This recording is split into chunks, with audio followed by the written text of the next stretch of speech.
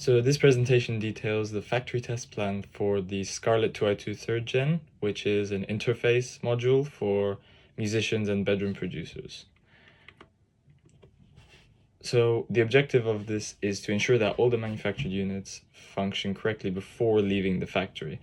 Now, the first power-up of the DUT, which requires functional verification, is the scope, and we assume that the firmware has already been validated, as well as non-functional tests such as PCB prints and physical components being validated, and this is already complete.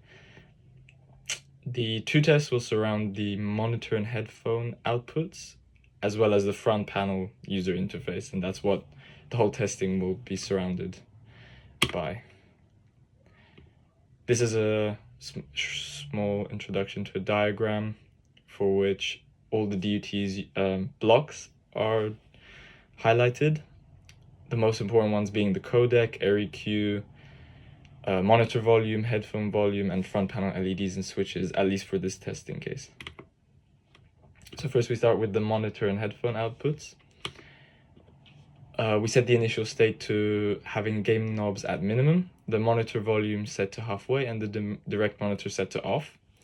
The gain knobs at minimum ensure that preamps are not amplifying any noise or unwanted signals that may be present in the hardware, as well as having the initial test conditions stay consistent throughout the testing. The test computer provides a connection that can power the DUT and allows the digital communication between the device under testing and the test system. This means that the computer can run automation scripts to control and monitor the DUT. An alternative setup for this would be having an oscilloscope and multimeter as well as the audio analyzer connected to the Scarlett. The multimeter is optional but can be used to confirm voltage presence or phantom power on input, which powers headphones and other things that go into the actual Scarlett. Then an audio analyzer, which can be used as a signal generator for, like, say, a 1 kHz sine wave, or an oscilloscope, as well as an oscilloscope that visualizes the signal at output and verifies low latency. The output level testing has the main objective of confirming that the DUT can output levels within specification, and the procedure for this would be to connect the audio analyzer to the audio analyzer's output to the device under testing input, and connected DUT's line output to the audio analyzer input, which ensures that the gain, can be used to generate a 1 kHz sine wave at known level, such as plus 4 dBu in this case, because we can also use minus 10 dBu in some cases in, like, professional audio gear. However, the application of this concerns the simulation of factory tested audio devices that operate at a normal range of plus 4 dBu.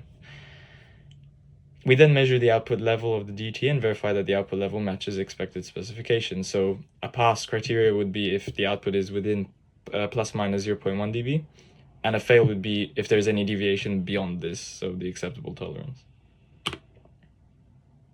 Then we have the frequency response test, which main objective is to verify that the DUT maintains a flat response across full audio spectrum for 20 to 20 kilohertz, 20 hertz to 20 kilohertz. We can use the audio analyzer to sweep frequencies from that range while having the DUT's line output to the audio analyzer's input. We set the input signal level to plus 4 dBu once again, and measure the output response across the frequency spectrum. Similar pass and fail criteria as well. The distortion test is set up such that we can generate a 1 kHz sine wave at 4 dBu and send this signal into the DUT's input. The audio analyzer then isolates the fundamental frequency and proceeds to measure any additional harmonic content present in the output. We can calculate this through the equation shown, and the analyzer removes the 1 kHz fundamental and calculates the ratio of all remaining frequencies, so we don't have to do this manually. In addition, certain software can be used to automate the measurement if we're provided the right access. And once again, the pass criteria is if the expected level for THD plus N for the line output is less than 0.02%.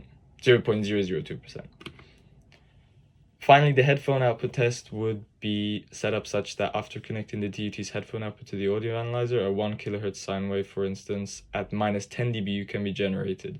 In this case, we want to use minus 10 dBu as headphones are more used broadly by consumers. The headphone level control should be set to a maximum, and once the headphone output level is measured, verify that it is within the expected range, with the maximum being 7 dBu. This is the maximum clean output voltage that the amplifier in the Scarlett 2 is designed to produce without any distortion, clipping, or unwanted noise. We also want to check for any unwanted noise or distortion, and if the output level is within tolerance and no distortion is detected, it can be a pass. And if distortion is present or the level is wrong, we consider it to be a fail.